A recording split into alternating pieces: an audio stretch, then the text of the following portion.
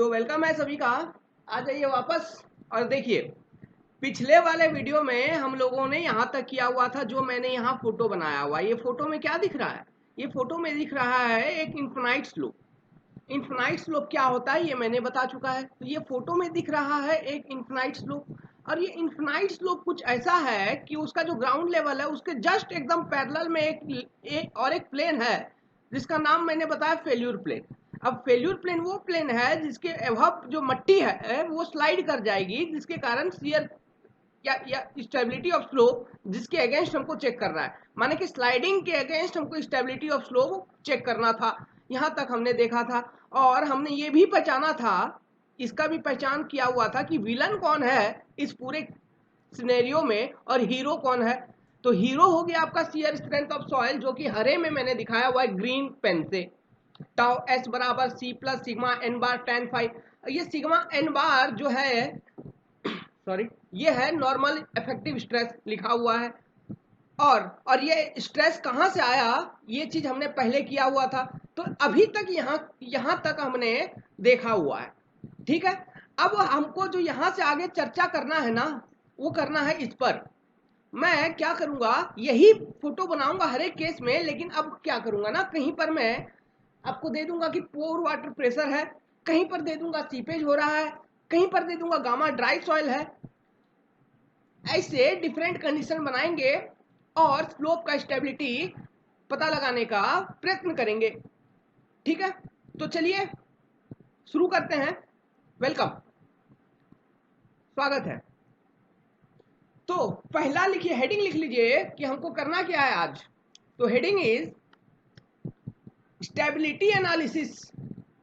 Part करेंगे, आराम से करेंगे, सभी सॉइल के लिए अलग अलग करेंगे। तो पहले करेंगे कोहेजन लेस के लिए, फिर करेंगे कोहेजिव सॉइल के लिए। तो इस वाले वीडियो में मैं कंसंट्रेट करूंगा फॉर कोहेजन लेस सॉइल। तो make a heading stability analysis of infinite slope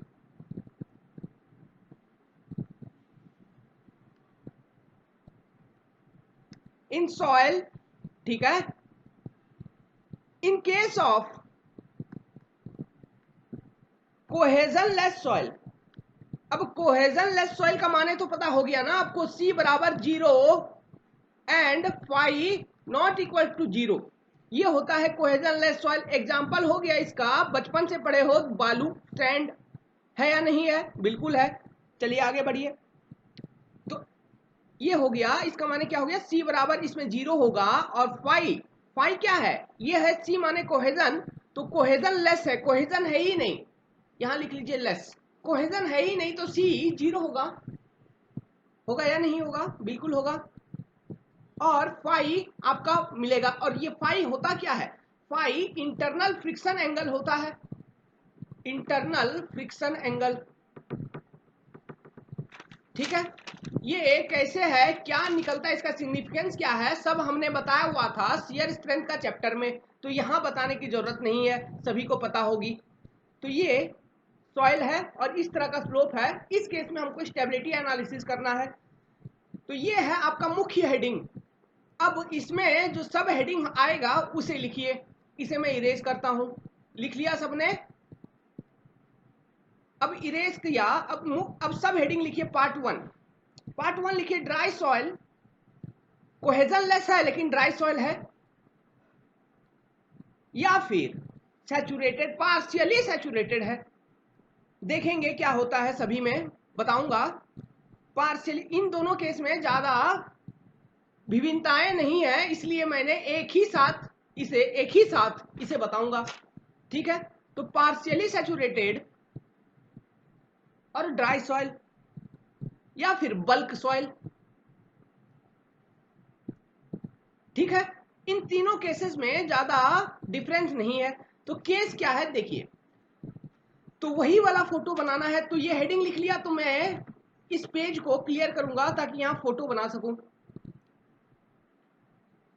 तो देखिए, मान लो कि वही वाला बनाओ, सेम। ये है ग्राउंड लेवल और ये है वो फेल्यूर प्लेन, और एक सॉइल का प्रिज्म लिया था जिसका विड्थ था b और इनटू दी प्लेन जो विड्थ था उसको तो हमने एजम्पशन में ही डिफाइन कर रखा है कि हम 2 डायमेंशनल एनालिसिस करेंगे। अब 2 डायमेंशनल एनालिसिस करने का मतलब है सेमी इनफाइनाइट वाला कंडीशन। अब सेमी इनफाइनाइट वाला कंडीशन का मतलब है area infinite and depth is finite. Is it clear? Obviously, and this depth which I have considered here is z. Is it? Yes. Now the angle of inclination from the horizontal plane of this failure plane or ground surface is same I. Why? Because it is assumed that the ground surface and failure plane is parallel. In case of infinite slope, this is property of infinite slope. Yes or not? Okay. Now what I am saying here, the condition which I have given to you, that this soil which is included in this prism in this particular space, it may be a dry soil. Okay, it may be a dry soil. Sorry for this, let me change the pen. Okay, this may be gamma dry. It may be given to you gamma dry or bulk unit weight, gamma bulk. Okay, gamma bulk. अभी आप क्या करिए, वो saturated वाला condition को बगल हटाइए। पहले इनका बात देखिए, फिर वो सैचुरेटेड वाला मैं चर्चा करूंगा। तो यहां पर अब स्ट्रेस बनाइए। तो सबसे पहला टाइप ऑफ स्ट्रेस जो आ रहा है इस फेल्यूर प्लेन से बनाइए। यहां पर एक तो होगा सिग्मा जेड, और सिग्मा जेड की मान जो होगी वो होगी गामा जेड कॉस आई। ये मैंने आपको निकाल के दिखा चुका है। निकालते कैसे हैं ये आपको पता होनी चाहिए और पता होगी भी क्योंकि मैंने बता दिया है। अब इसका अगर आप कंपोनेंट लेते थे तो 2 कंपोनेंट मिलता था, जिसे हमने एक कंपोनेंट को कहा नॉर्मल कंपोनेंट जो है सिग्मा एन, जिसका मान है सिग्मा जेड कॉस आई, जो कि एकदम आई डिग्री पर है आई। अब इसे अगर आप सिंप्लीफाई करते तो आपको मिलता गामा जेड कॉस स्क्वायर आई। और एक कंपोनेंट जिसको हमने कहा था विलन, जो है टेंजेंशियल कंपोनेंट, वो आ रही थी टी बराबर सिग्मा जेड साइन आई आ रही थी। अब इसके कारण ये जो टेंजेंशियल कंपोनेंट है ना, इसके कारण आपका सॉइल स्लाइड कर रहा है, एक तरह का स्लाइडिंग इफेक्ट है। इसी को रजिस्ट करने के लिए हमारा जो हीरो है वो उसका जन्म होता था। अब वो हीरो जन्म होता था एकदम फेल्यूर प्लेन पे, ऐसा। ये हो गया आपका हीरो का जन्म। और ये हीरो क्या है? Shear strength of soil tau S. और ये टाउ एस को निकालना है by applying Mohr's Coulomb theory, जो कि है C plus sigma N effective tan of phi angle. लेकिन चूंकि हमने यहाँ पर क्या कंसिडर किया हुआ है, यहाँ पर हमने कोहेजन लेस सॉइल कंसिडर किया हुआ है, इस कारण से C बराबर हो जाएगा आपका 0। अब जो टाउ एस होगा हमारा हीरो यहाँ पर, वो होगा सिर्फ सिग्मा एन बार tan फाई। अब सिग्मा एन बार जो है ये इफेक्टिव है, तो कहने का मतलब हो गया total stress minus pore water pressure. और अभी फिलहाल मैंने ड्राई और बल्क लिया हुआ है, तो पोर वाटर प्रेशर का कोई पिक्चर ही नहीं है, पिक्चर में ही नहीं आ रहा है। ठीक है, तो इसका बाद में करेंगे। यहां तक हमने देखा हुआ था और यहीं से कंटिन्यू भी कर रहे हैं। तो देखिए, अब लिखना शुरू करिए। ये लिखिए, यहां पर लिख लीजिए, ये हो गया। ये कौन सा स्ट्रेस? यहां लिख लीजिए आप टेंजेंशियल स्ट्रेस, जिसके अगेंस्ट हमको सेफगार्ड करना है इस स्लोप को। ओके, अब देखिए शियर स्ट्रेंथ ऑफ सॉइल,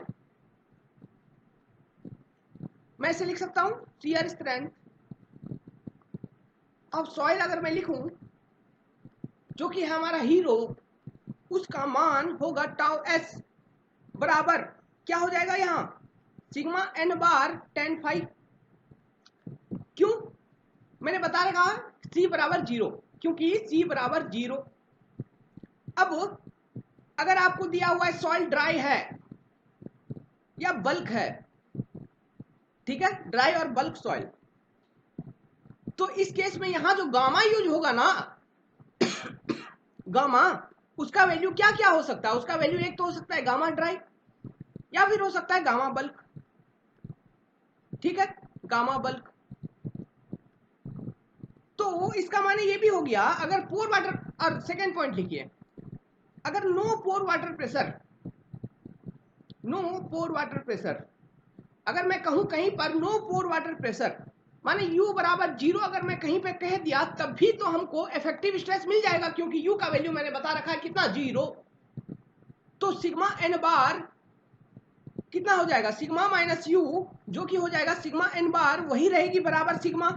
ये मैंने बताया हुआ था शियर स्ट्रेंथ का चैप्टर में, एक लॉजिक बताया हुआ था, जब आपका वाटर का एक्सपल्सन सॉइल से एकदम कंप्लीट हो जाए ना, या फिर लगभग, ये होता है लगभग 90%।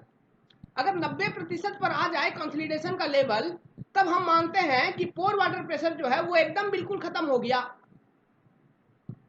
हम ये मान लेते थे। तो यही कंडीशन यहां पर भी बनी है, ठीक है, वही लॉजिक है, सेम चीज है। U बराबर 0 माने कि at extreme limit, at end condition. तो अब देखिए, तो ये तो हो गया नॉर्मल स्ट्रेस का मैंने बात किया। तो आप मुझे बताओ कि सिग्मा जेड अगर मैं कैलकुलेट करने जाऊं, तो जो कि होता है गामा, कितना आ रहा था सिग्मा जेड का वैल्यू, गामा जेड कॉस आई।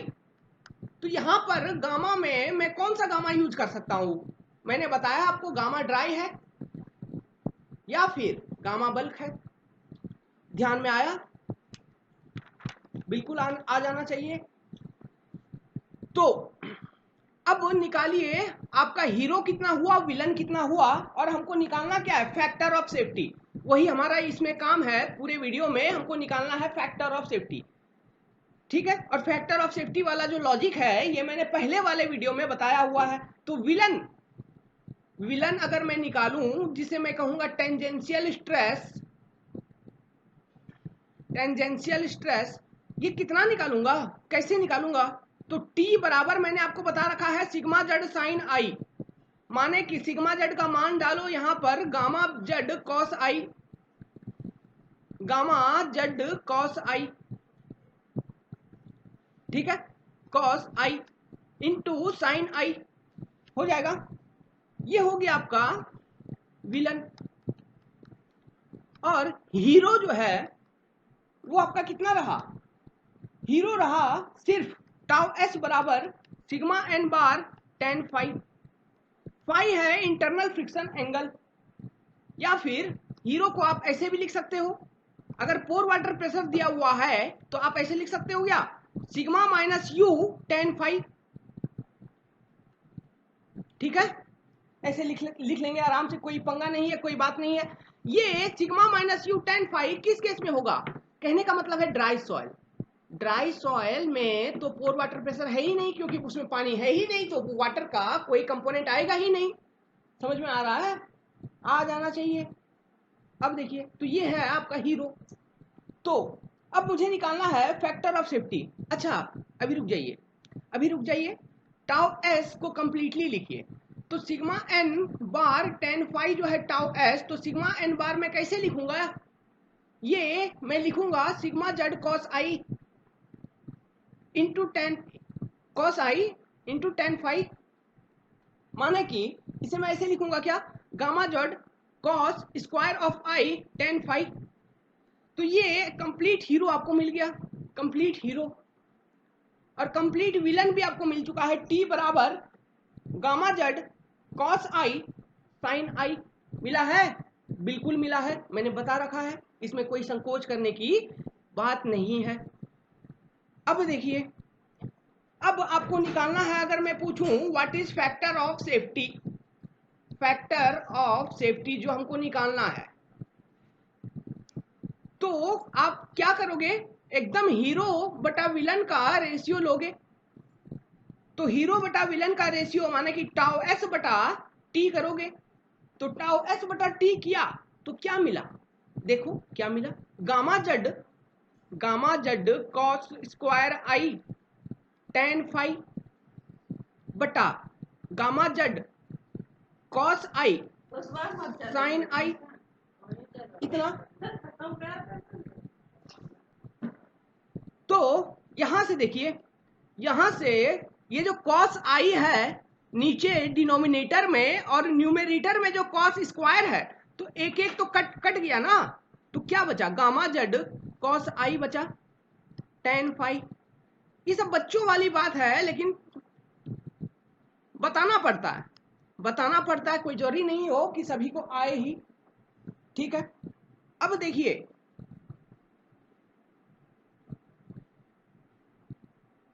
तो फैक्टर ऑफ सेफ्टी यहां पर और एक चीज कैंसिल हो गया, अगर आपने गौर नहीं किया तो देख लीजिए, ये जो गामा जेड है ऊपर और ये जो गामा जेड है नीचे, ये दोनों भी कट गया।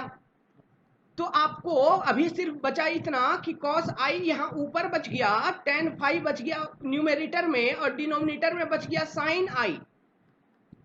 तो मैं इसे अगर सजा के लिखूं तो मैं लिख सकता हूं कैसे, देखिए, फैक्टर ऑफ सेफ्टी बराबर लिख लूंगा मैं टेन फाई बटा टेन आई। समझ में आया, टेन फाई बटा ten I factor of safety, और बहुत इंपॉर्टेंट फॉर्मूला है, क्योंकि यही फॉर्मूला पूरे स्टेबिलिटी ऑफ स्लोप में काम आएगी। यही फॉर्मूला, ये एक फॉर्मूला आप याद रख लो, पूरा stability of slope, infinite slope का सारे के सारे सवाल जितने भी प्रश्न पूछेंगे आपसे बन जाएंगे। हाँ, थोड़ा सा कंडीशन आ जाता है, कहीं पर इफेक्टिव फ्रिक्शन एंगल आ जाता है, वो सब क्या है बता दूंगा, लेकिन यही आपका बेस, यही है आपका कॉन्सेप्ट। निकालना कैसा है, तो ऐसे निकालना है। तो यहां लिख लीजिए कि फाई बराबर है क्या, फाई जो है ये है फ्रिक्शन एंगल, फ्रिक्शन एंगल, और आई क्या है, एंगल ऑफ ग्राउंड स्लोप।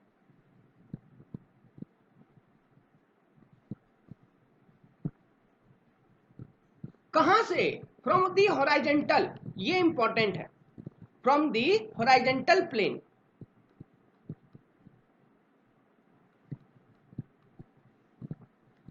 तो लिख लिया, लिख लिया। अब देखिए, एक नोट लिखिए, एक नोट बनाइए और लिखिए, ऐसा लिखिए कि अगर मैं आपसे पूछूं, नोट नंबर 1, इफ, अगर मैं आपसे पूछूं कि टेन फाई ग्रेटर हो जाए टेन आई से, माने कि आपका फ्रिक्शन एंगल फाई ग्रेटर हो आई से, तो फैक्टर ऑफ सेफ्टी जो है आपका टेन फाई बटा टेन आई, क्या ये ग्रेटर देन 1 है? अगर ग्रेटर देन 1 है, क्या आपका ये सेफ लिमिट है, सेफ कंडीशन, मतलब आपको परेशान होने की जरूरत नहीं है, आपका सॉइल स्लाइड नहीं करेगा, जो फेल्यूर प्लेन आएगी ही नहीं, बनेगी ही नहीं, अगर कहीं क्योंकि अगर फेल्यूर प्लेन बन रही है, फेल्यूर प्लेन कहने का मतलब यहाँ पर क्रिटिकल फेल्यूर प्लेन, जो कि हमने शियर स्ट्रेंथ वाली चैप्टर में बनाई थी, तो वो जो क्रिटिकल फेल्यूर प्लेन कहीं जहां कहीं है सॉइल में, जो कि होगी पैरेलल टू द स्लोप, तो उसके अबाउट सॉइल आपका स्लाइड नहीं करेगा किसी भी कंडीशन में, अगर ये कंडीशन बना हुआ है, अगर स्लोप आपका कुछ ऐसा हो तो आप सेफ हो, कहने का मतलब है आप सेफ हो अगर ये कंडीशन है तो। अब दूसरा पॉइंट अगर मैं बताऊं नोट में, मैं ये पूछूं आपसे कि अगर आपका टेन फाई लेस हो गया देन टेन आई से, माने कि फाई हो गया आपसे कम आई से, आपका जो ग्राउंड का एंगल है, स्लोप का एंगल है, उससे कम हो गया, फ्रिक्शन एंगल उससे कम हो गया, माने कि हीरो आपका विलन से कम हो गया, तो क्या आप सेफ हो? आपको डर लगेगा, आपको डरना चाहिए। अब आप यहाँ पे इंजीनियरिंग अप्लाई करोगे, ठीक है, क्योंकि इंजीनियरिंग यहीं पर काम आएगी आपकी। तो ये हो गया unsafe case, unsafe limits, okay. माने कि फैक्टर ऑफ सेफ्टी जो है इस केस में लेस देन 1 हुआ ना, तो क्या होगा, सॉइल आपका स्लाइड कर जाएगा, सॉइल विल बी स्लाइडिंग, लिख लीजिए स्लाइडिंग, ओके, ये होगा, बिल्कुल होगा। अब देखिए, अब इस कंडीशन को लेके मैं आपको एक ग्राफ बनाता हूं, एक फोटो बना के दिखाता हूं, ठीक है। एक फोटो बनाइए, देखिए, कोऑर्डिनेट एक्सिस मैंने लिया कार्टेशियन एक्स और वाई, और along the Y coordinate axis मैं लिखूंगा हीरो, शियर स्ट्रेंथ जो कि हमेशा लिखते आए हैं, और along the x coordinate axis I will represent the normal stress value sigma n। अब ये मान लीजिए आपका ग्राउंड है, ग्राउंड का स्लोप है आई नहीं, पहले आप ले लो, आप अपना हीरो को बनाओ, आप अपना हीरो को बनाओ। ये है हीरो आपका, इतना का एंगल है आपका हीरो का, मतलब कि ये है फाई, ठीक है, ये है फाई। ये क्या है, ये जो हीरो है, ये जो फाई है, ये क्या बताता है, ये चीज बता रहा है कि अगर इतने एंगल पर, जितना कि उस सॉइल का फाई है, उस एंगल पे एग्जैक्टली उसी एंगल पर अगर आप स्लोप बनाए हो ग्राउंड का, तो आपका सॉइल सेफ है। कैसे, देखिए, अगर आपने फाई एंगल से कम का कोई एक एंगल बनाया हुआ है स्लोप का, ये वाला है एंगल, मान लो I1 है मान लो, ठीक है, तो क्या I1 का जो एंगल है ये लेस देन फाई है, तो इस केस में जो ये है ग्राउंड स्लोप जो आप बना रहे हो, और ये है मैक्सिमम पॉसिबल, माने कि हीरो फाई है, यहां पर कोहेजन लेस सॉइल है, ये कोहेजन लेस सॉइल के लिए बना रहे हैं in case of infinite slope. ध्यान में रहे, अगर ध्यान में नहीं रह रहा है तो आप लिख लो कहीं बगल में ये फोटो के कि ये कोहेजन लेस सॉइल के लिए है। तो इस केस में आपका क्या है, ग्राउंड स्लोप इज सेफ, मतलब कि इस कंडीशन पर फैक्टर ऑफ सेफ्टी जो आपको मिलेगा ना, वो ग्रेटर देन 1 मिलेगा। क्या मिलेगा ना, मिलेगा। अब और एक स्लोप है, मान लीजिए आपका ये वाला, इसे चलिए ग्रीन से बनाता हूं, अलग कलर मिलेगा, ये, और ये है, इसका एंगल है I2। अच्छा, और एक चीज देखिए, और एक चीज ध्यान में रखिए, नॉर्मल स्ट्रेस हम इस एक्सिस के अलोंग लिख रहे हैं, तो ये है, ये मान लो कोई एक नॉर्मल स्ट्रेस है जो कि है सिग्मा n बार, ठीक है, तो इतना नॉर्मल स्ट्रेस पर ही यहां पर देखिए, और यहां पर ये 3 पॉइंट मिला, मतलब कि ये मिला आपका टेंजेंशियल स्ट्रेस टाउ, ये टाउ 2 लिख लीजिए, और ये जो टेंजेंशियल स्ट्रेस है ये टाउ 1 होगा, और इस जगह से अगर आप टेंजेंशियल स्ट्रेस निकालोगे तो ये क्या मिलेगा आपको, ये मिलेगा आपको हीरो का स्ट्रेंथ टाउ s। तो इस फोटो से क्या पता चल रहा है, अगर आपका शियर स्ट्रेंथ ऐसा हो किसी भी एक नॉर्मल स्ट्रेस पर कि शियर स्ट्रेंथ का मान आ जाए टाउ 1, तो उस केस में आपका सॉइल स्लाइड नहीं करेगा, माने कि factor of safety greater than 1 है, माने कि सेफ लिमिट है। लेकिन जैसे ही आपका टाउ 2 आ गया, माने कि आपका सॉइल का जो कंडीशन है वो एक्सीड कर गया, आपका मैक्सिमम स्ट्रेंथ ऑफ सॉइल से टाउ s से एक्सीड कर गया, तो इस रीजन में आपको फैक्टर ऑफ सेफ्टी जो मिलेगा वो लेस देन 1 मिलेगा, माने कि ये जोन आ गया अनसेफ जोन। तो मुझे बताइए क्रिटिकल हाइट ऑफ स्लोप या फिर डेप्थ ऑफ स्लोप, ठीक है, वो या फिर क्रिटिकल एंगल ऑफ स्लोप क्या होगा, ये होगा फाई एंगल। मैक्सिमम आप स्लोप इतना बना सकते हो ताकि हमारा सॉइल फेल ना करे, है या नहीं है, बिल्कुल है। और ये जो है ना, ये जो आपको जो वर्टिकल लाइन दिख रहा है एकदम ये वाला पॉइंट से और यहां तक, ये इसे हम कहते हैं क्रिटिकल हाइट ऑफ स्लोप, ठीक है। तो इसका चर्चा मैं अभी नहीं करूंगा, इसका चर्चा मैं बाद में करूंगा, जब सीपेज वाला कंडीशन बताऊंगा तब वहां पे बताऊंगा, जब C5 सॉइल के बारे में बताऊंगा तब वहां पे इसका चर्चा करूंगा।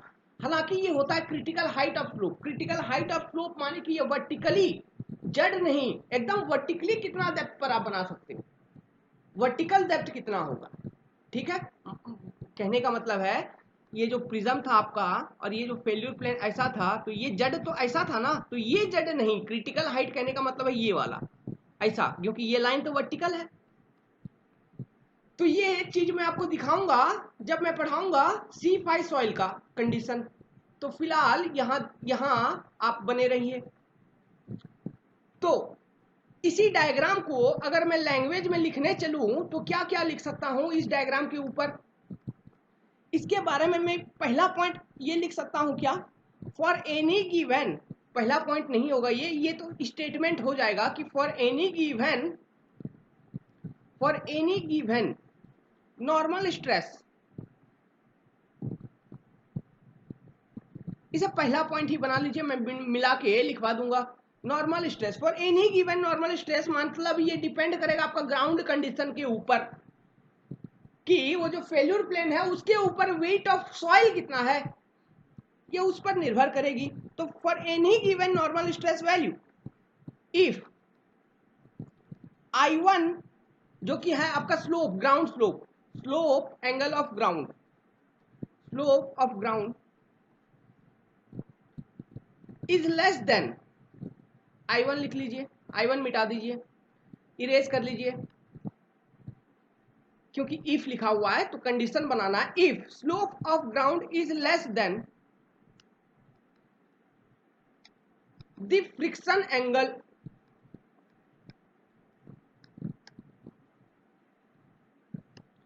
देन, तो द शियर स्ट्रेंथ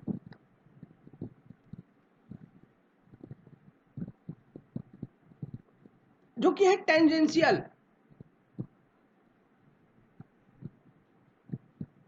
ठीक है, माने कि विलन, ये क्या है, विलन है, यही ये विलन है। तो कौन कौन सा है, टाउ 1 और टाउ 2 हो सकता है, ये सब विलन है।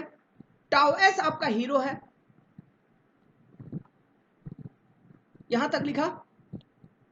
तो हम ऐसे कर सकते हैं, वो तो डेवलप हो रहा है ना, विलन जो है आपका डेवलप हो रहा है या नहीं हो रहा है, तो लिखिए develop on the failure plane. कहां डेवलप हो रहा है, ऑन द फेल्यूर प्लेन, जिसके कारण मट्टी आपका स्लाइड कर रहा है। Will be less than shear strength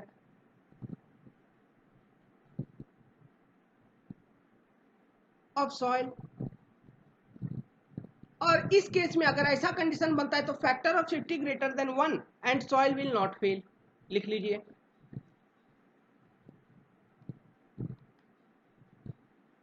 कहने का मतलब है I1 वाला एंगल, अगर I1 है आपका स्लोप ऑफ ग्राउंड,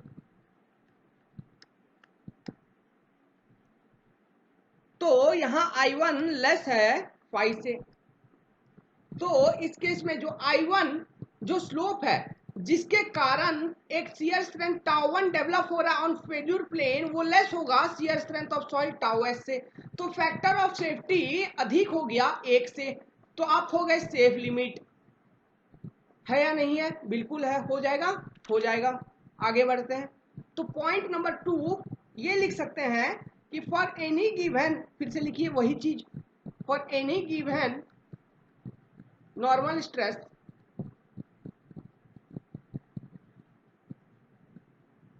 माने कि सिग्मा एन बार, इफ ये सिग्मा एन बार जो है एनी गिवन, यहाँ पे क्यों लिख रहा हूं इसे भी समझ लीजिए। ये तो आपका डिपेंड कर रहा है ना कि ये फेल्यूर प्लेन के ऊपर कितना सॉइल है, डेप्थ कितना है, इस पर डिपेंड कर रहा है आपका नॉर्मल स्ट्रेस। इसीलिए मैं यहाँ पर बारंबार लिख रहा हूं any given normal stress.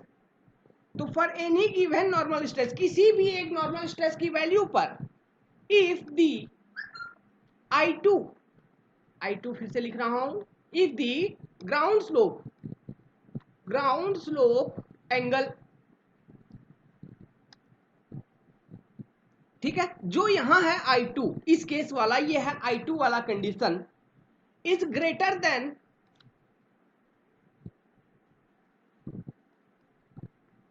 Friction angle value, internal friction angle value, ठीक है, माने कि 5, देन इन दिस केस, तो इस कंडीशन में दी टेंजेंशियल स्ट्रेस डेवलप्ड जो कि है villain, exceeds the shear strength of soil। यहां पर मैं जल्दी जल्दी लिख रहा हूं, shear strength of soil। आप कंप्लीटली लिखना, वर्डिंग समझ में आ रहा होगा तो आप वहां से सुन के लिख लेना बढ़िया से। Exceed shear strength of soil माने कि आपका विलन हो गया ग्रेटर देन हीरो। तो ये लिमिट आपको, ये दोनों स्टेटमेंट जो मैंने लिखवाया है अभी एकदम फोटो में दिख रहा होगा। तो देखिए फोटो देख लीजिए एक बार।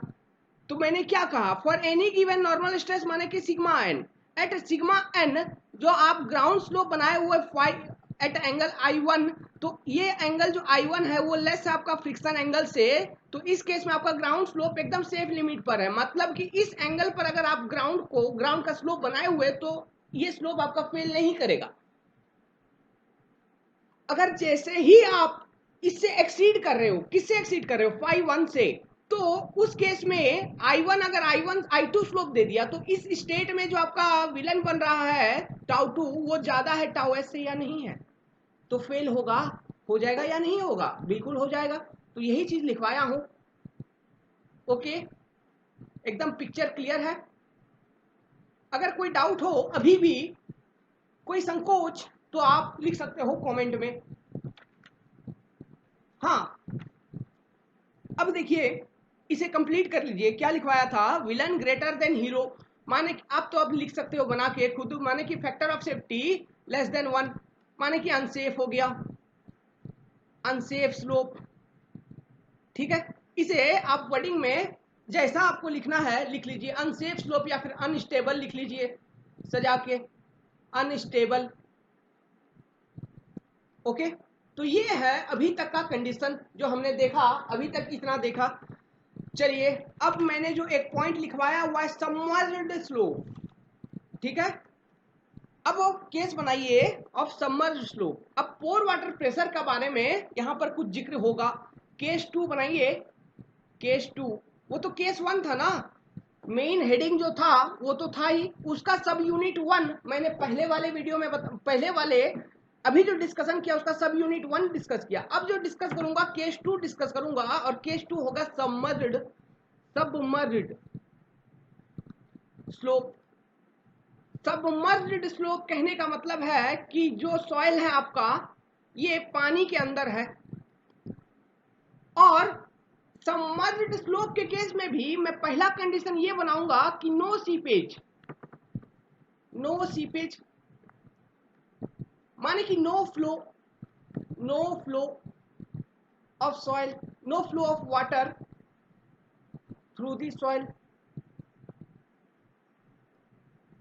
अब यहां पर ना आपके दिमाग को चुनौती मिलेगी। चुनौती ये होगा कि देखिए, आप मुझसे ये डाउट पहले ही पूछ लोगे कि अगर मैंने स्लोप ऐसे बना दिया और इसे मैं कह दिया सबमर्ज्ड, माने कि इसमें पानी भी है, इसमें पानी भी है।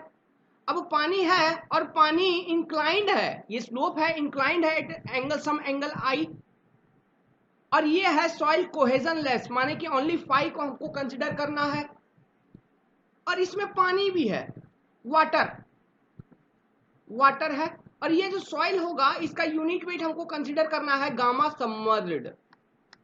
ठीक है,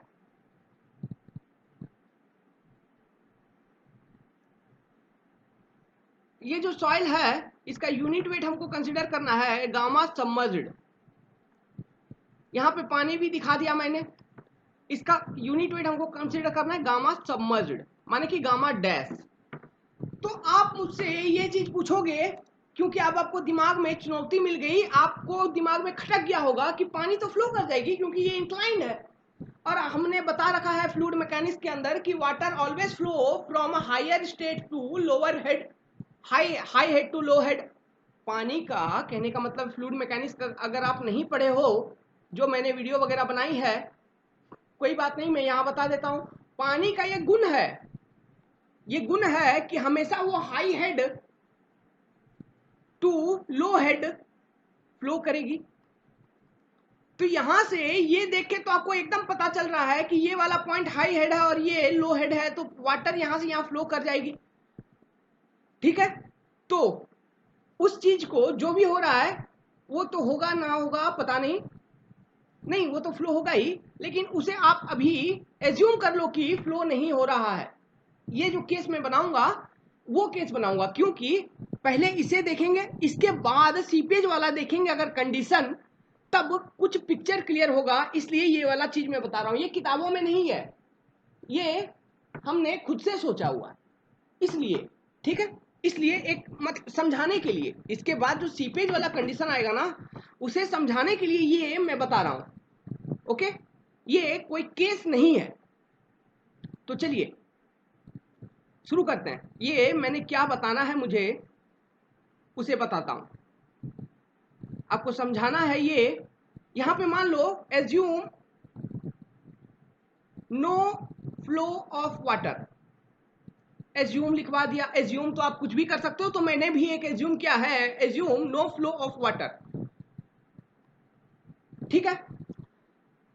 लेकिन पोर वाटर प्रेशर तो होगी ही ना, ये तो बी है और ये है z depth, pore water pressure होगी। ओके, तो pore water pressure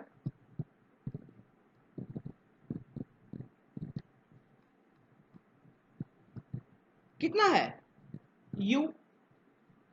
okay, pore water pressure है U। No flow of water कहने का मतलब static water, static condition, static condition assume कर लिया है, नहीं एज्यूम कर लिया स्टैटिक कंडीशन, कोई प्रॉब्लम नहीं है।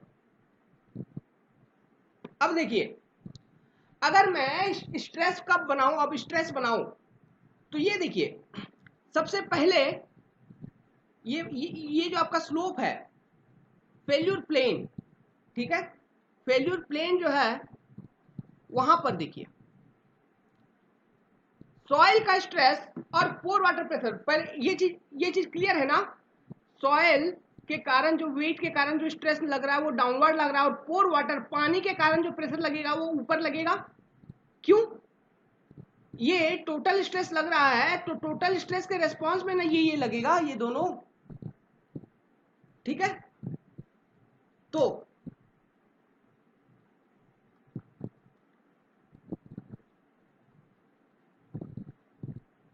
चलिए ऐसे देखिए, अगर यहां पे कंफ्यूजन आएगी, ये मान लो ग्राउंड स्लोप है, ग्राउंड सरफेस, और ये है आपका फेल्यूर प्लेन, ठीक है, ये है आपका फेल्यूर प्लेन।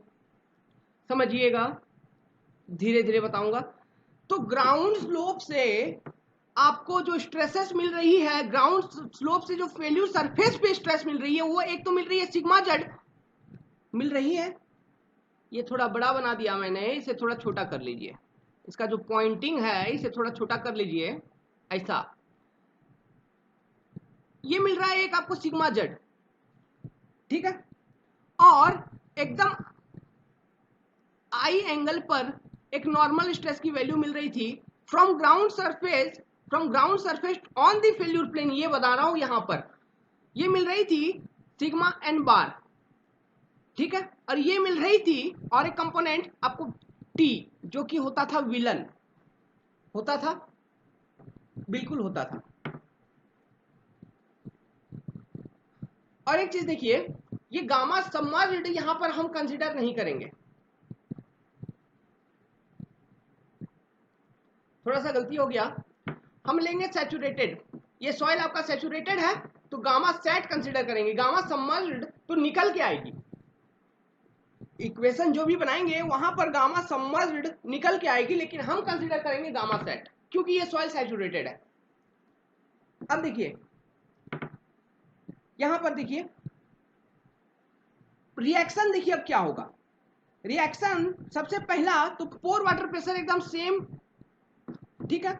अब ये एकदम उल्टे दिशा में आई पर, और ये इधर, ये u cos i, समझ में आ रहा है, और u ये क्या हो जाएगा, एक आपको और एक कंपोनेंट मिलेगा u sin i। अब इनका वैल्यू लिखिए, तो सबसे पहले आप ये लिखिए कि सिग्मा जेड कितना होगा, सिग्मा जेड मैंने बोला गामा सेट लेना है, तो सिग्मा जेड होगा gamma sat Z cos i, और ये मिल जाएगा आपको gamma sat z cos square का आई, और ये टी मिल जाएगा आपको gamma sat z cos I sine i. अब ये u का मान लिखिए, तो u आपको मिलेगा गामा डब्ल्यू जेड कॉस आई मिलेगा, और ये जो u कॉस आई है ये क्या है, ये वाला नॉर्मल वाला है, ठीक है, जो कि अपोजिट टू दिस है, इसके अपोजिट है ना, इसके अपोजिट ये वाला कंपोनेंट है, तो ये दोनों में से घटेगा। तो पता चल रहा है ना अब इफेक्टिव स्ट्रेस कहां से मिलेगा आपको, जो कि मैंने बताया था total minus pore water pressure. समझ में आ रहा है, इसलिए ये उल्टा लग रहा है, तो ये कितना लगेगा, ये लगेगा आपको गामा जेड गामा डब्ल्यू जेड कॉस स्क्वायर आई मिलेगा सेम, और ये u साइन आई कहने का मतलब है क्या मिल जाएगा आपको, गामा डब्ल्यू जेड कॉस आई साइन आई। इस फोटो को थोड़ा साफ साफ बनाइएगा, थोड़ा बड़ा बनाइए, एक पन्ना लग जाए कोई प्रॉब्लम नहीं है, क्योंकि यहां से इंपॉर्टेंट शुरू होगी बेसिक सीपेज वाली, तो साफ साफ बनाइए। तो अब देखिए ये फोटो बना लिया, ये स्ट्रेस ऐसा होगा, स्ट्रेस वेरिएशंस, ये है ग्राउंड सरफेस से जो concentrated on the failure plane यहां पर दिखाया हूं, और pore water pressure on the failure plane से जो लग रहा है नीचे से ऊपर, उसको मैंने फेल्यूर प्लेन पे ही दर्शा दिया। ये सारे स्ट्रेस ये भी फेल्यूर प्लेन पे ही लग रहे हैं, लेकिन मैं यहाँ पर ग्राउंड स्लोप इसलिए बताया हूं क्योंकि ऊपर से लग रहा है, ये ऊपर से नीचे और ये नीचे से ऊपर पोर वाटर, इसलिए मैंने वो दो प्लेन बनाए। तो अब मुझे बताइए कि शियर स्ट्रेंथ की जो वैल्यू है टाउ, ये क्या होती है शियर स्ट्रेंथ, जो कि है शियर स्ट्रेस, ठीक है। तो यहां पर जो शियर स्ट्रेस की वैल्यू आई, ये विलन का बात करूंगा मैं, विलन हमेशा याद रखिए, अगर मैं टाउ लिख दिया तो विलन, अगर टाउ एस लिख दिया तो हीरो। तो चलिए यहां पर आपको कंफ्यूजन होगा, तो इसे मैंने टी बताया हुआ है, तो मैं यहां पे टी ही लिखता हूं, टी लिख दिया।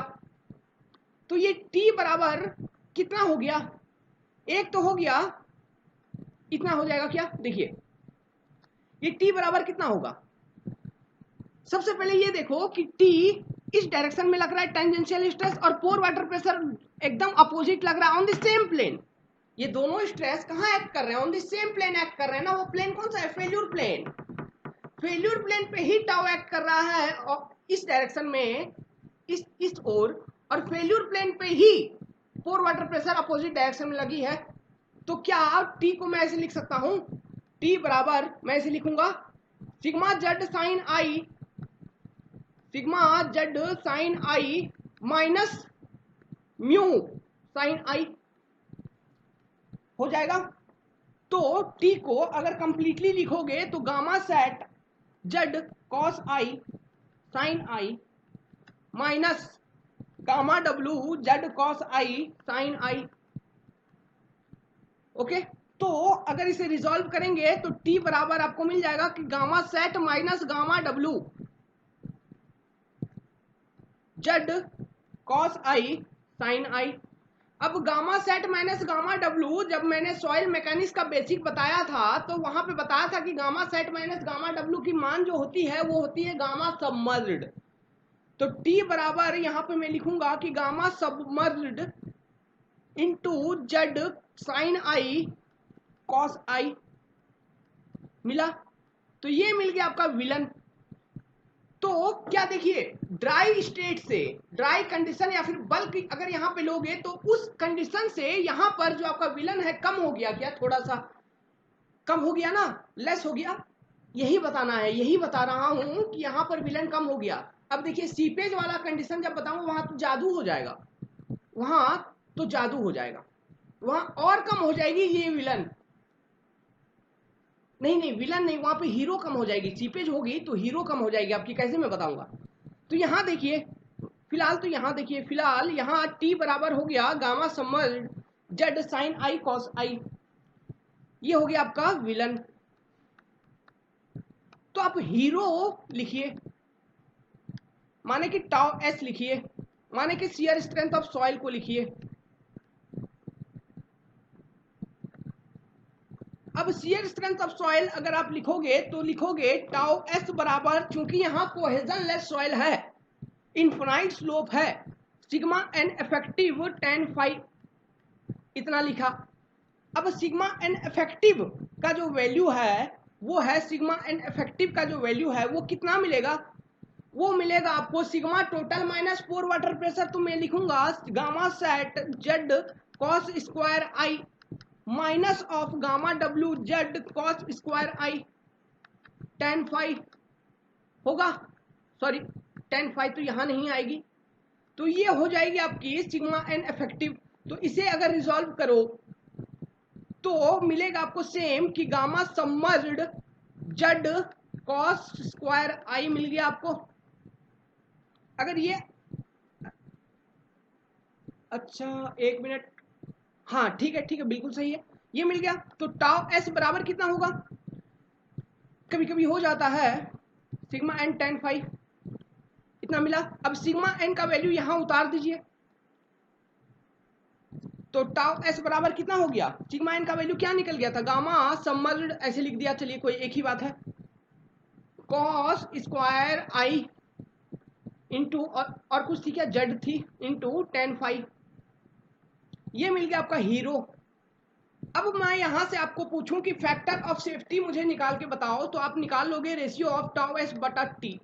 तो टाउ एस बटा टी का रेशियो निकाला तो निकल गया gamma submerged times z cos square आई tan phi बटा गामा सबमर्ज्ड जेड कॉस आई साइन आई। तो देखिए यहां पर कौन कौन से कैंसिल हुए, ये तो एक ही जैसे हैं तो कैंसिल आउट, यहां से एक कॉस स्क्वायर आई, यहां एक कॉस स्क्वायर आई बचा, कॉस आई बचा। तो अब आपके पास जो बचा है सिनेरियो, उसमें उस पिक्चर में ये पता चल रहा है कि जो पहले कंडीशन था वही कंडीशन में जो वैल्यू आई थी सेम वैल्यू यहां पर भी आ गई, ये आ गई कॉस आई tan phi ओवर साइन आई। तो फैक्टर ऑफ सेफ्टी आपका वही रहा, क्या, tan phi बाई tan आई। कोई चेंज आई, कोई बदलाव आई, नहीं आई ना, बिल्कुल नहीं आई। तो यही बताना था, factor of safety is same to the first case. Okay, पहला जो केस था उसी केस जैसा ही फैक्टर ऑफ सेफ्टी आ गया यहां भी।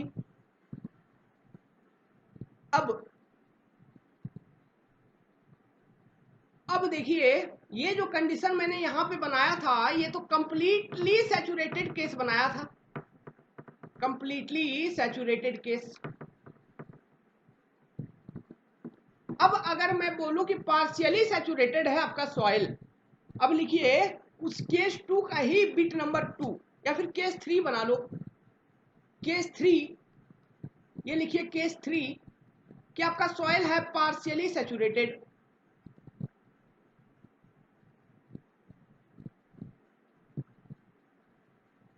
हेडिंग लिखा, अब मैं इसे इरेज करूंगा, पार्शियली सैचुरेटेड, तो हेडिंग लिख लीजिए, पहले लिख लिया, क्लियर पेज। हाँ तो देखिए अब पार्शियली सैचुरेटेड कहने का मतलब है ये हो गया आपका ग्राउंड स्लोप और ये हो गया आपका फेल्यूर प्लेन। अब यहाँ पर जो आपने ये लिया हुआ है क्या, जो प्रिज्म लिया हुआ है बी यूनिट, बी विड्थ का और डेप्थ था जिसका जेड, उस केस में क्या हुआ ना, यहाँ अब हुआ क्या, ये हो गया, देखिए यहाँ थोड़ा ब्लेंडर हो गया है। ब्लेंडर ये हुआ है कि ये जो सॉइल का स्ट्रिप है, ये जो सॉइल है, सॉइल का प्रिज्म है, वो पार्शियली सैचुरेटेड है, माने कि आपका जो पानी का लेवल है वो यहां तक है ऐसा।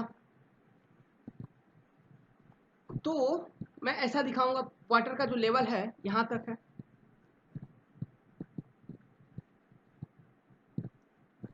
और ये हाइट है h, माने कि मान लो कि x नीचे है फ्रॉम ग्राउंड स्लोप, ये ग्राउंड सरफेस, ठीक है, और ये क्या मिल गया आपको, ये हो गया फेल्यूर प्लेन, और ये एंगल इसका कितना है I, ठीक है। ग्राउंड स्लोप से पानी का लेवल x नीचे है और फेल्यूर प्लेन से h ऊपर है, मैंने मान लिया है इतना, ऐसा है।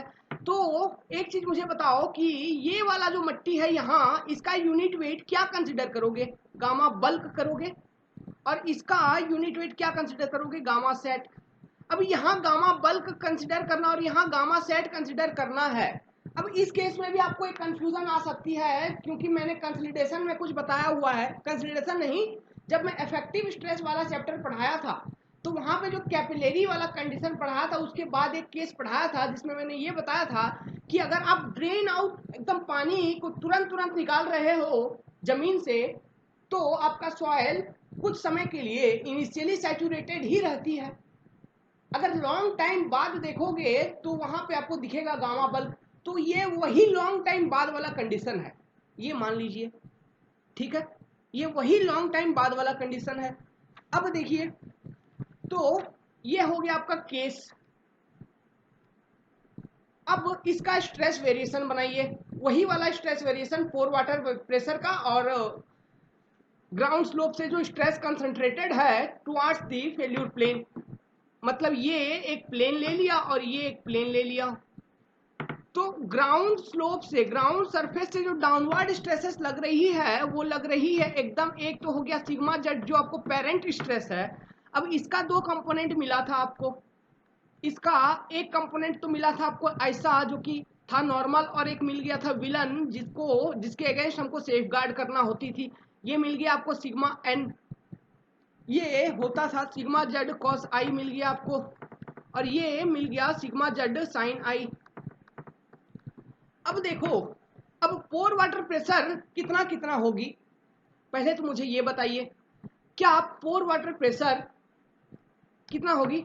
ये देखिए, ये जो U होगा यहाँ U, और इसका जो U एक कंपोनेंट आएगा I एंगल पर, ये एंगल I है ना यहाँ, और यहाँ इस डायरेक्शन में जो एक कंपोनेंट आएगी, तो ये होगी U साइन I, और ये होगी आपका U कॉस I। तो पहले मुझे U बता दीजिए, तो U साइन I और U कॉस I तो चुटकी का खेल है, तो U बराबर क्या होगा, U बराबर क्या, मैं यहाँ ये लिखूंगा gamma W H cos I, sorry, U बराबर मैं लिखूंगा gamma W H cos I, तो U साइन I क्या हो जाएगा, gamma W H cos I sine I, और U कॉस I क्या होगा, गामा W H क्या था, कॉस स्क्वायर I। मिला, बिल्कुल मिला। अब देखिए, अब निकालिए आप सबसे पहले, तो ये बताओ मुझे, हाँ, तो और एक चीज देख लीजिए, गामा जेड बराबर कितना होगा, ये क्या होगा, इतना गामा बल्क इंटू, कहां तक है गामा बल्क, एक्स तक है, into cos i plus gamma sat H cos i, इतना होगा गामा जेड। तो मुझे ये बताइए कि सिग्मा जेड इतना होगा, तो सिग्मा जेड साइन आई, जिसे मैंने कहा टी जो है विलन, ये इसका मान कितना हो जाएगा, इसका मान देखिए, गामा बल्क, गामा बी लिखा, एक्स, उसके बाद cos I sine i plus gamma sat times h, फिर कॉस आई साइन आई। मिला, बिल्कुल मिलेगा आपको, इसमें कोई संकोच नहीं है, कोई दोहरान नहीं है। अब नॉर्मल स्ट्रेस बताइए कितना हुआ, सिग्मा एन, सिग्मा एन की मान मैं लिख सकता हूं, आप ऐसे बना लो, देखिए इसको भी आप फोटो बना के लिख लीजिए, तो ये सब लिखने की जरूरत नहीं पड़ेगी, तो आप फोटो बनाइए ऐसा, ये तो इरेजर है, हाँ ऐसा, तो यहाँ ये हो गया आपका गामा जेड, और ये आई एंगल पे लग रहा है नॉर्मल स्ट्रेस सिग्मा एन, तो सिग्मा एन पहले तो गामा जेड साइन आई, जिसका वैल्यू अभी मैंने लिखा है टी, जो वैल्यू ऊपर लिखा था यहाँ पे लिख लीजिए। तो सिग्मा एन की वैल्यू कितना लिखोगे आप, सिग्मा एन की वैल्यू हम लिखेंगे गामा बी एक्स प्लस, ऐसे भी लिख सकते हैं क्या, gamma sat h times cos square आई, और यहाँ जो पोर वाटर प्रेशर है वो कितना मिल गया, एक तो मिल गया U, और ये वाला कंपोनेंट I वाला जो कि है U cos I, तो U बराबर है gamma W H cos I, तो U cos I होगी gamma W H cos square I होगी। और ये जो इधर मिलेगा ये मिलेगा आपको gamma W H cos I sine i. अब इसका काम क्या है? इसका काम है आपको विलन को डिक्रीज करना। ये जो चीज है ये फायदेमंद चीज है। ये क्या करेगा? आपका विलन का जो स्ट्रेंथ है ना टी जो इधर लग रहा है और ये पोर वाटर प्रेशर इधर लग रहा है, तो ये काउंट्रैक्ट करती है, उसे सब्ट्रैक्ट करती है, मतलब कि विलन को आपको रिड्यूस करती है। तो क्या है? It reduces villain, the strength of villain.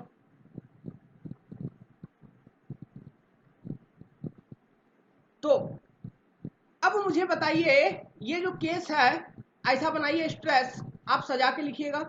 अब मुझे यहां बताइए कि यहां पर अगर मैं आपसे पूछूं कि फैक्टर ऑफ सेफ्टी मुझे बताओ, तो कितना बताओगे?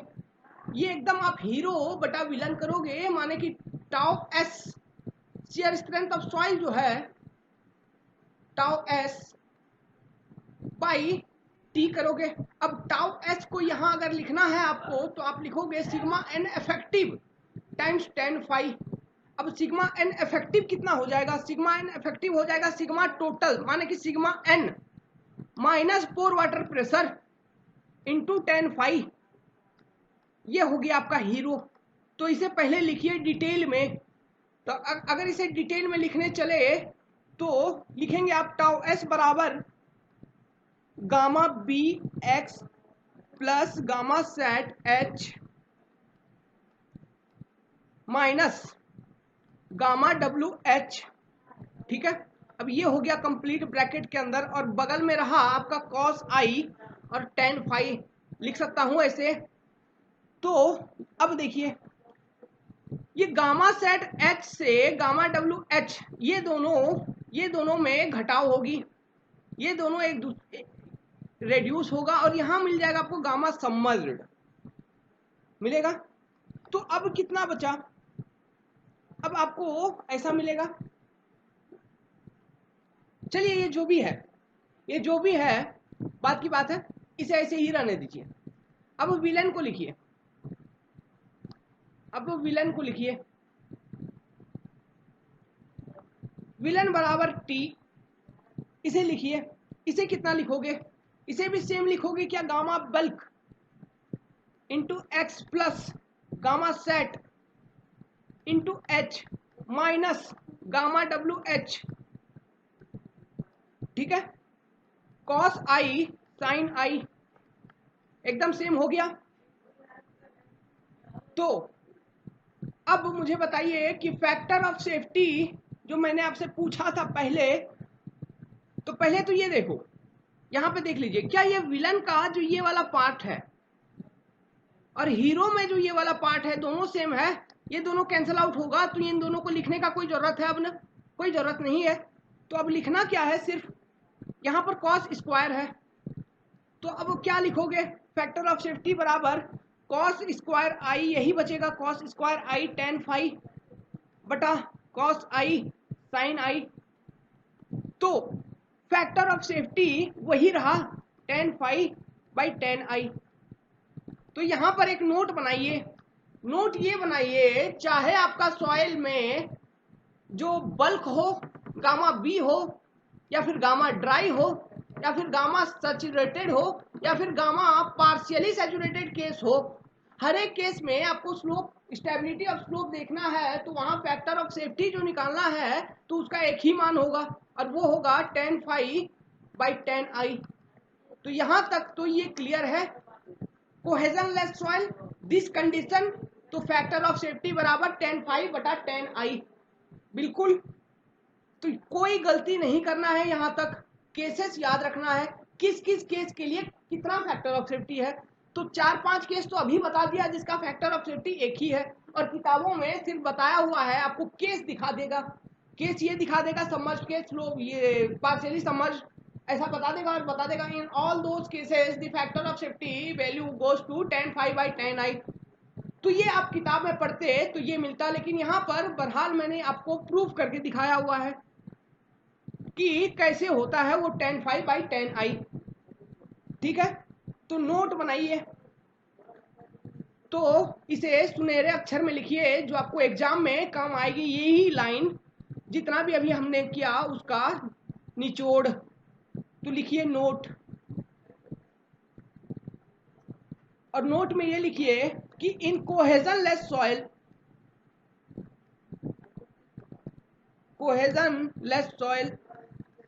फैक्टर ऑफ सेफ्टी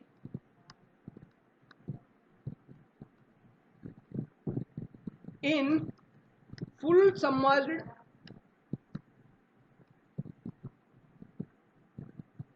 और पार्शियली सैचुरेटेड और partially submerged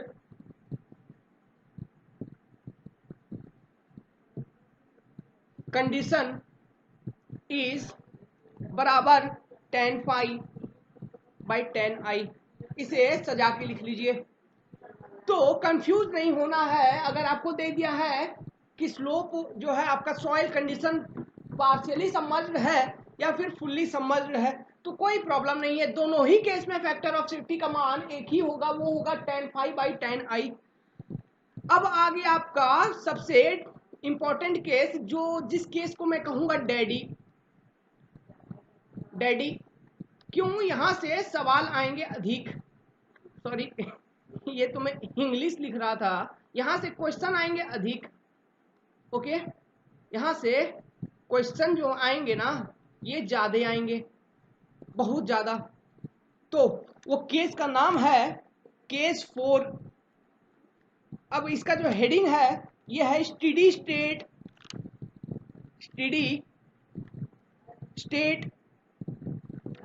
seepage eight depth h। अब ये यहां पर तो कोई कंफ्यूजन नहीं आना चाहिए इस हेडिंग में। ये डेप्थ h है, h लिखिए। यहां पर कोई कंफ्यूजन नहीं आना चाहिए हेडिंग में। मुझे लग रहा है कि आप यहां पर फंस गए होंगे। ये स्टेडी स्टेट मैंने क्या लिख दिया।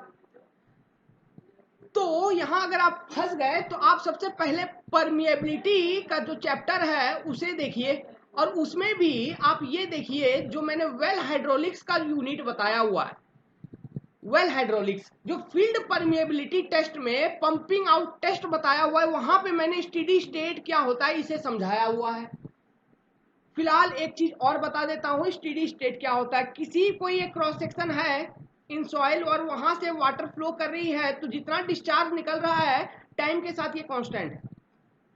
डिस्चार्ज आपको क्यों ही निकलेगा, चाहे आज देखो या 10 साल बाद देखो, स्टेडी स्टेट है, उतना ही डिस्चार्ज मिल रहा है। कहने का यही मतलब हुआ। तो उसी तरह का कोई कंडीशन है सॉइल में जिस पर हम स्लोप पर विचार करेंगे, एनालिसिस करेंगे। तो लिखिए सबसे पहले इस केस में देखिए, तो फोटो बनाइए आप ऐसा। ये एकदम सॉइल है, ठीक है। ये वो वाला सॉइल है जो जिस पर आपको स्टेबिलिटी चेक करनी है। और एकदम वो प्रिज्म बनाइए सॉइल का। ये फोटो क्लियर बनना चाहिए। और ये डेप्थ हो गया आपका जेड। ये पूरा डेप्थ है सॉइल का। अब मैंने कहा है कि सीपेज हो रहा है एट डेप्थ h, माने कि ये वाला जो डेप्थ है h, यहां पानी फ्लो कर रही है इतना सॉइल में। इतने जो पोर्शन है सॉइल के उसमें वाटर का फ्लो है, और ऊपर नो फ्लो है। ऊपर फ्लो नहीं कर रहा है लेकिन नीचे फ्लो कर रहा है।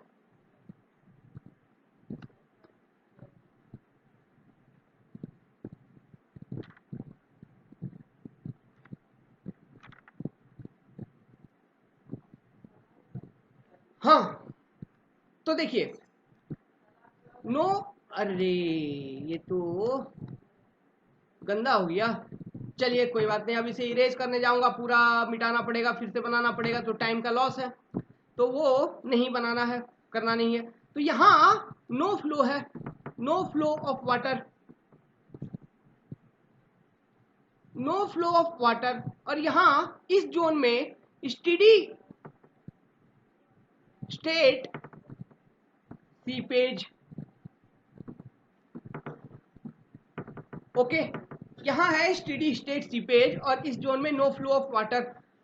अब यहां जो आपको यूनिट वेट कंसिडर करना है और यहां जो कंसिडर करना है वो कौन कौन से होंगे, यहाँ होंगे सेम गामा बल्क लेना है और यहाँ लेना है आपको गामा सेट सॉइल का यूनिट वेट। ये है आपका ग्राउंड सरफेस और ये है आपका फेल्यूर प्लेन। अब फेल्यूर प्लेन का एंगल तो वही है आई, ठीक है, स्लोप ऑफ ग्राउंड। अब चलिए इस केस में हमको बनाना है वो जो फोटो बना रहा हूं मैं स्ट्रेस वाला, स्ट्रेस बनाना है, स्ट्रेस वेरिएशन। तो पहले मुझे ये बताइए कि मैं जब सीपेज पढ़ा रहा था वहां पे मैंने बताया था सीपेज का मतलब क्या होता है। Seepage is a external flow condition in water.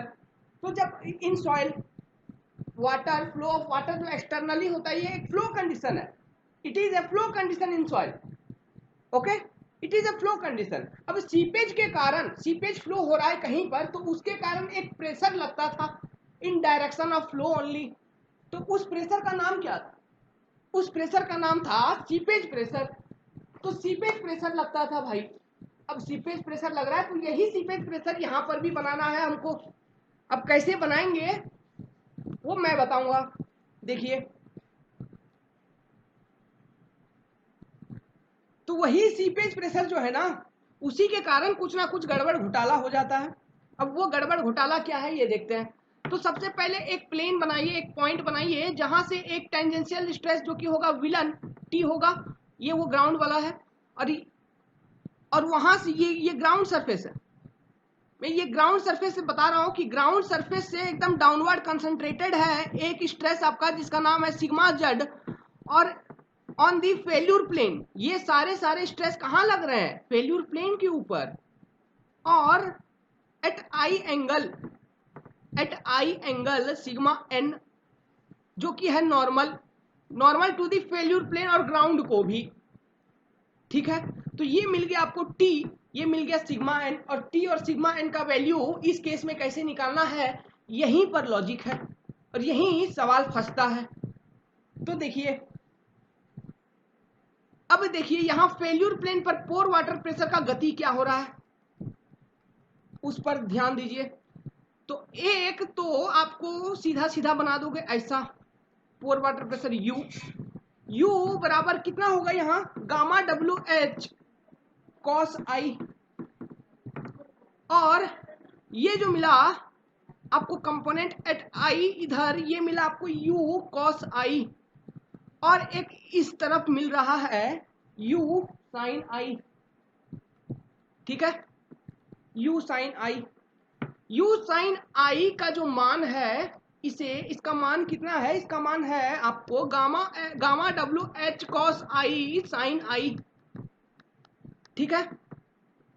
अब देखिए यू साइन आई ये तो फेल्यूर प्लेन है, और फेल्यूर प्लेन से एच डेप्थ ऊपर, ये मान लो वो एच डेप्थ है, यहां ऐसे दिखा रहा हूं, ये एच डेप्थ है, इस डायरेक्शन में सीपेज फ्लो हो रहा है, तो उसके कारण एक प्रेशर है सीपेज प्रेशर। ट्रिक समझते जाइए, ये है seepage pressure due to seepage of water, और ये है इतना पोर वाटर प्रेशर। तो यहां पर जो कैच है ना वो ये है कि सीपेज प्रेशर को हम इक्वेट कर देते हैं बराबर म्यू साइन आई। अब आइडिया लगा, हम सीपेज प्रेशर को बराबर मान लिए यू साइन आई का, मतलब इफेक्ट ऑफ सीपेज प्रेशर हमने ये अज्यूम किया कि effect of seepage pressure is cancel out by this component of pore water pressure. तो सीपेज प्रेशर हमको यहां निकालने का जरूरत नहीं है, नहीं तो और ज्यादा टफ केस बन जाता और ये कॉम्प्लिकेटेड हो जाती ना। तो जो थ्योरी है उसमें ये मान लिया गया, उसमें ये मान्यता प्रदान कर दी गई कि ये मान लो भाई कि आपका जो सीपेज प्रेशर है वो एकदम बराबर हो गया to the pore water pressure, ये जो कंपोनेंट है म्यू साइन आई उसके बराबर। तो क्या हुआ, हमको अब निकालना जरूरत नहीं है सीपेज प्रेशर कितना है, उसका वैल्यू कंप्यूट करने का जरूरत नहीं है। तो अब देखिए, तो मैं इसी डायग्राम को फिर से लिखता हूं, अगर यही डायग्राम मैं फिर से लिखूं तो मैं ये लिख सकता हूं, ये टी बराबर कितना था, टी बराबर सिग्मा जेड साइन आई। तो सिग्मा जेड साइन आई को कितना लिख सकते थे हम, मैं थोड़ा आपका थिकनेस कम कर लेता हूं, ये जो पेंसिल है मेरा उसका, gamma bulk x plus gamma sat H into cos I sine i. ठीक है, अब यहां से यहां था सिग्मा जेड और ये थी नॉर्मल वाली सिग्मा एन। तो सिग्मा एन की वैल्यू कितना लिख सकते हैं, सिग्मा जेड कॉस आई, और सिग्मा जेड कॉस आई को अगर एक्सपांड करोगे तो gamma bulk x plus gamma sat H cos square i इतना लिख सकते हैं। और ये सिग्मा जेड का तो वैल्यू आपको पता ही होगा, gamma bulk x plus gamma sat H लिख लीजिए, काम आती है कभी कभी। तो इतना ओके। अब पोर वाटर प्रेशर की मान्यता जो वैल्यू है उसे लिखिए, उसे लिखेंगे तो ये जो प्लेन है, ये प्लेन तो कहने की प्लेन है, ये जो स्ट्रेस है ना, ये स्ट्रेस भी concentrated on the failure plane only.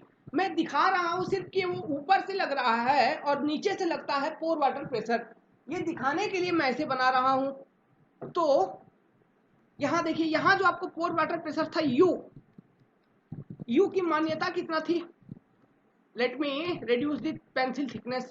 तो यू बराबर थी आपकी गामा डब्ल्यू एच कॉस आई, मुझे कलर भी चेंज करने दीजिए, हाँ, और ये था u cos i at angle i, यहां भी एंगल एक छूट गया। तो आपको कुछ नहीं छोड़ना है, मैं भले छोड़ दूं, क्यों, आपका कॉन्सेप्ट तगड़ा हो चुका है, आप अब अपने से भी करेक्ट कर सकते हो। अगर मैं यहाँ पे किसी चीज को स्किप कर दूं तो होता है, कभी कभी स्किप हो जाता है। तो देखिए, तो ये u cos i की जो वैल्यू है ये कितना लिख सकते हैं, gamma W H cos square आई, और u साइन आई का जो वैल्यू है इसे gamma W H cos I sine I. और हमने बताया था आपको अभी अभी कि यहाँ पे जो प्रेशर एक्ट कर रहा है सीपेज प्रेशर, तो मैंने ये बोला कि seepage pressure and this component of pore water pressure cancel out each other.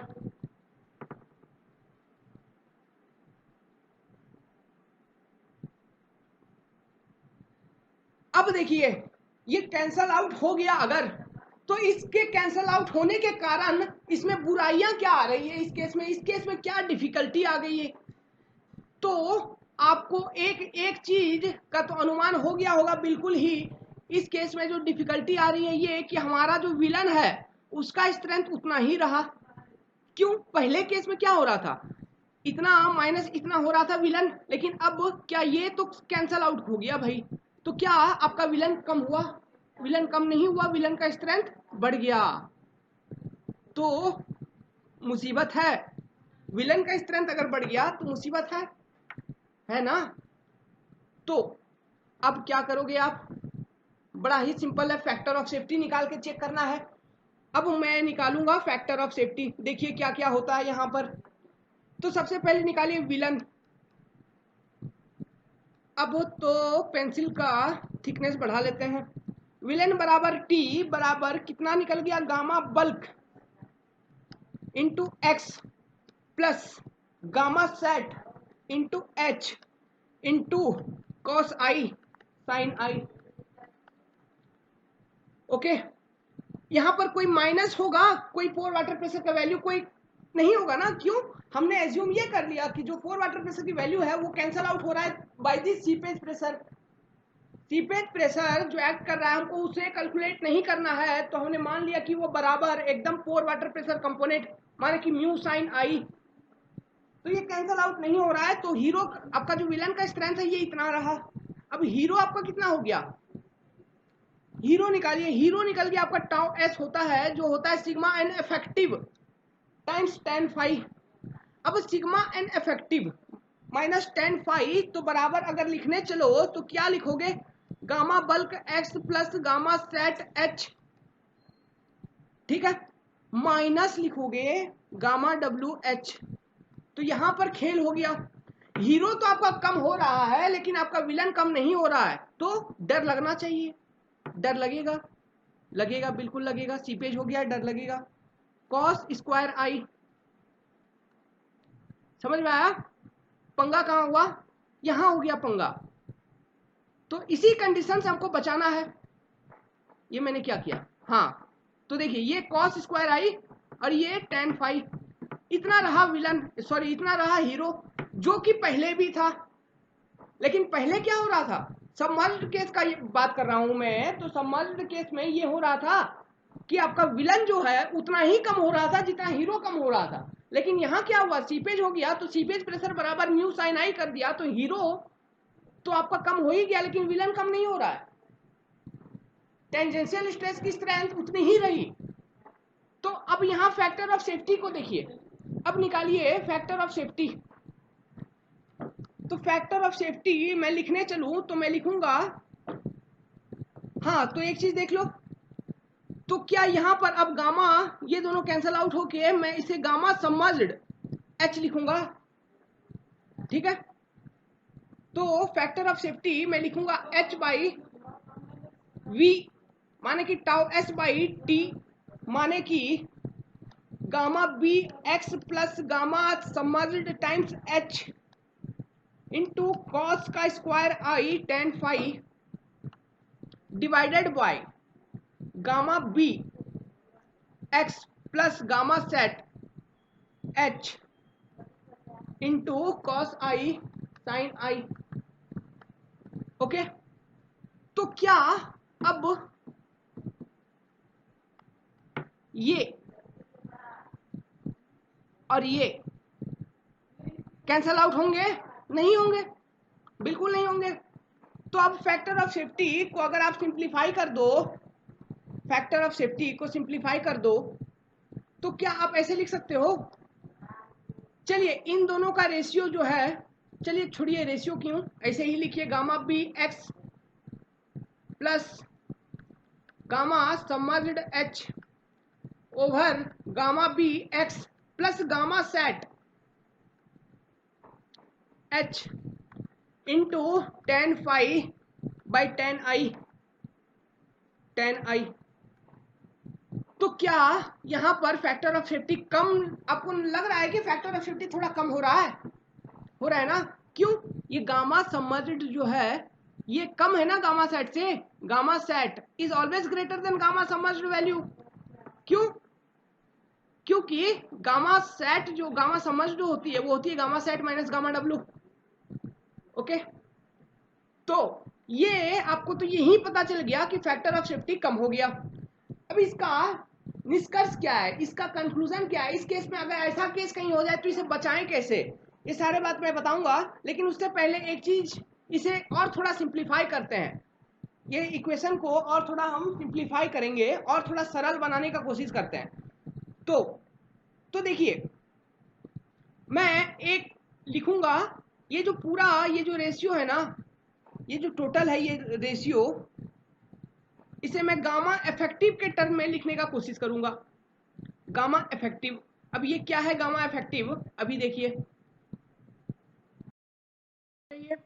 Gamma effective के टर्म में कैसे लिखें। देखिए फैक्टर ऑफ सेफ्टी, कंडीशन खत्म हो गया, सीपेज वाला केस खत्म हो गया, आपको पता चल गया कि फैक्टर ऑफ सेफ्टी कम हो रहा है। अब वो सिर्फ इसको सजा के लिखना है, उसके बाद मैं एक निष्कर्ष बता दूंगा। तो हमारा जो कोहेजन लेस वाला केस है सॉइल का, वो पूरा खत्म हो जाएगा। इसके बाद हम शुरू कर देंगे C5 सॉइल का कंडीशन। तो देखिए फैक्टर ऑफ सेफ्टी हमने लिखा था gamma bulk x plus gamma submerged h cos square आई tan फाई बटा gamma bulk x plus gamma sat h, नीचे क्योंकि आपका विलन इंक्रीज हो रहा था, क्योंकि सीपेज प्रेशर का स्ट्रेंथ कैंसल आउट हो रहा था to the component u sine I cos I sine आई। तो इसका मतलब यही था ना, इसे कैसे लिखे थे हमने, अगर इसे मैं एक्सपांड करूं तो gamma B x plus gamma sat H minus gamma W H था, यही था कॉस स्क्वायर आई tan फाई, और नीचे तो वही सेम चीज gamma B x plus gamma sat H cos आई साइन आई, कॉस आई साइन आई। तो नोट लिखिए ये कि गामा इफेक्टिव जो मैं लूंगा यहां उसकी वैल्यू होगी गामा बी, मैं ऐसे लिखूंगा gamma effective, gamma B x plus gamma sat H बटा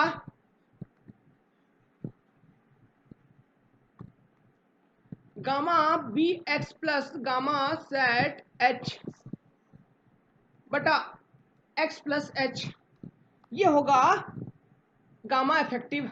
तो ये देखिए ये x प्लस एच क्या है, जेड डेप्थ है क्या, तो गामा इफेक्टिव इंटू जेड बराबर gamma B x plus gamma sat h हो सकता है, लिख सकता हूं ऐसा, बिल्कुल लिख सकता हूं।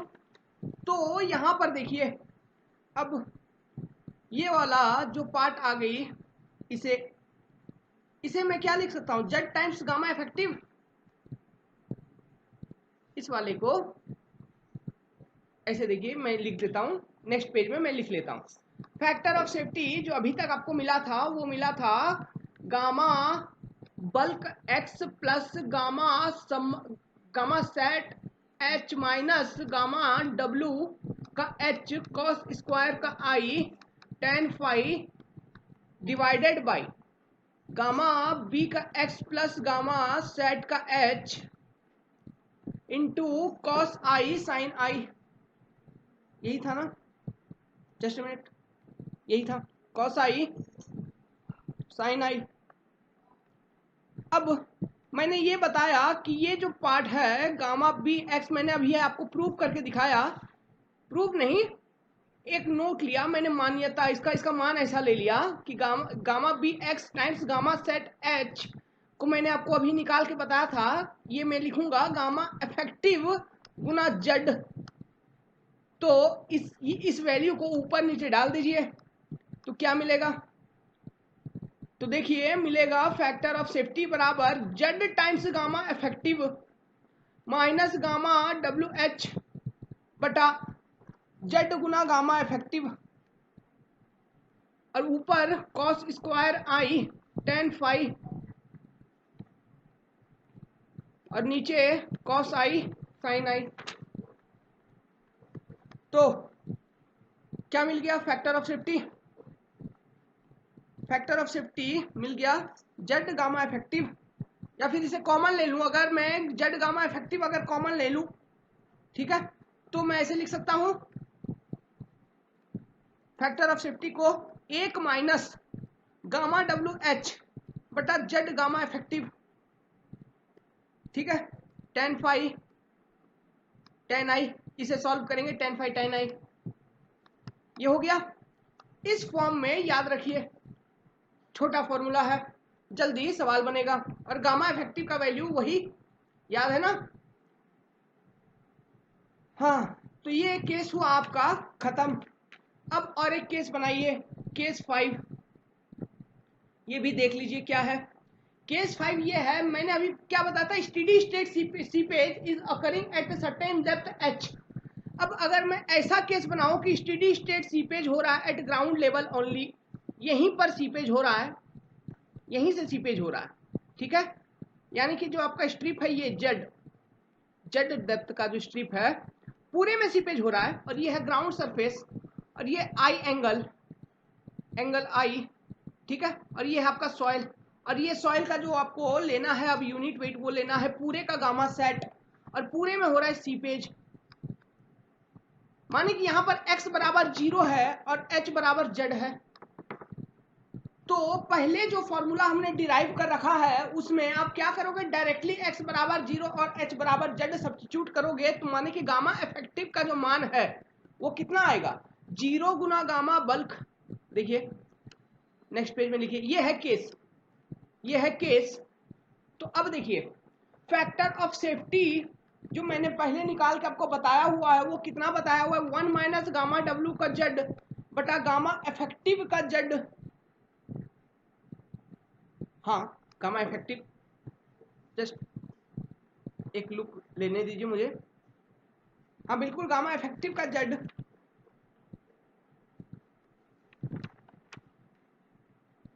गुना टेन फाई टेन आई, बिल्कुल सही है। अब देखिए, अब x बराबर 0 लेना है, और तो यहां x बराबर 0 है तो h बराबर क्या हो गया, z। तो गामा इफेक्टिव का जो मान था वो कितना था, गामा इफेक्टिव था क्या, x gamma bulk plus gamma sat गुना h बटा कितना, z आ रही थी। अब यहां पर x अगर 0 सब्स्टिट्यूट कर दोगे और h बराबर z, x को पुट करिए 0 और h बराबर z, ठीक है, और यहां तो z है ही, तो आपको गामा इफेक्टिव अब नजर आएगा 0 गुना gamma B plus gamma sat गुना z बाई z, ठीक है। तो गामा इफेक्टिव बराबर क्या हो गया यहां, गामा सेट, समझ में आया, यहां हो गया गामा इफेक्टिव बराबर गामा सेट। अब ये वैल्यू को यहां सब्स्टिट्यूट कर दीजिए तो फैक्टर ऑफ सेफ्टी आपको मिल जाएगा FOS बराबर 1 minus gamma W over Z divided over gamma sat into Z tan phi tan i, tan phi tan i, ठीक है। अब इसको और सिंप्लीफाई करोगे, अधिक सिंप्लीफाई करोगे तो ऐसे लिख सकते हो gamma sat Z minus gamma W Z by gamma sat Z tan phi tan i। तो ये ऊपर वाले को देखिए, इसे देखिए, ये क्या हो गया, ये हो गया गामा समर्ज्ड Z। तो लिख लीजिए factor of safety, factor of safety आपको मिल गया gamma समर्ज्ड Z into gamma sat Z tan phi tan i। ये Z Z कैंसल, तो फैक्टर ऑफ सेफ्टी बचा आपको gamma समर्ज्ड gamma sat tan phi tan i। अब कुछ खटक रहा है दिमाग में, फैक्टर ऑफ सेफ्टी का वैल्यू देखिए इस केस में क्या हुआ, बिल्कुल आधा हो गया ना, कैसे कैसे आधा हो गया, ये देखिए गामा समर्ज्ड बराबर कितना होता है, लगभग गामा W, और गामा सेट बराबर कितना होता है, लगभग 2 टाइम्स गामा W। तो इनका रेशियो जो होगा गामा सेट गामा समर्ज्ड बराबर गामा सेट का लगभग होगा कितना, आधा। तो आधा गुना tan phi tan i, तो पूरा बेकार है ना, पूरा पूरा ये तो पूरा क्रिटिकल केस है, पूरा क्रिटिकल है। इसका मतलब यही हुआ फैक्टर ऑफ सेफ्टी एकदम आधा हो गया आपका, हाँ आधा हो गया, फैक्टर ऑफ सेफ्टी आधा हो गया। अब चिंता वाली बात है, क्यों, मान लो इसका सिग्निफिकेंस अब सुनो क्या है। मान लो कहीं पर आपने स्लोप देखा, अब ऐसा तो कोई जरूरी नहीं, ऐसा तो कोई जरूरी नहीं है ना कि वो स्लोप में हमेशा आपका ड्राई सॉइल रहेगा, कभी बरसात हो गई, सैचुरेटेड हो गई, सीपेज हो गई, तो उस केस में क्या हुआ, फैक्टर ऑफ सेफ्टी आपका आधा हो गया ना। आपने मान लीजिए फैक्टर ऑफ सेफ्टी एकदम 1 लेके डिजाइन किया हुआ था। देखिए पहले एक चीज लिखिए फिर समझाते हैं इसका सिग्निफिकेंस क्या है, डिटेल में समझाते हैं। देखिए पहले नोट लिखिए, फैक्टर ऑफ सेफ्टी बराबर एक तो आया tan phi tan i, दो फैक्टर ऑफ सेफ्टी अभी तक मैंने बताया, एक ये और एक बताया 1 minus gamma W H over gamma effective Z into tan phi tan i, ठीक है। दो फैक्टर ऑफ सेफ्टी मैंने बताया। तो अब ये जो केस है, ये सेकेंड वाला जो फैक्टर ऑफ सेफ्टी है, इसमें फिर दो केस बन गया, एक बन गया फुल सीपेज केस। अब फुल सीपेज केस में, फुल सीपेज केस में आपका फैक्टर ऑफ सेफ्टी क्या हो रहा है, गामा समर्ज्ड बराबर गामा सेट बटा gamma sat Guna tan phi tan i, मतलब that is approximately half of tan phi tan i, ठीक है। This is for full seepage case, माने कि हाफ ऑफ कितना, half of factor of safety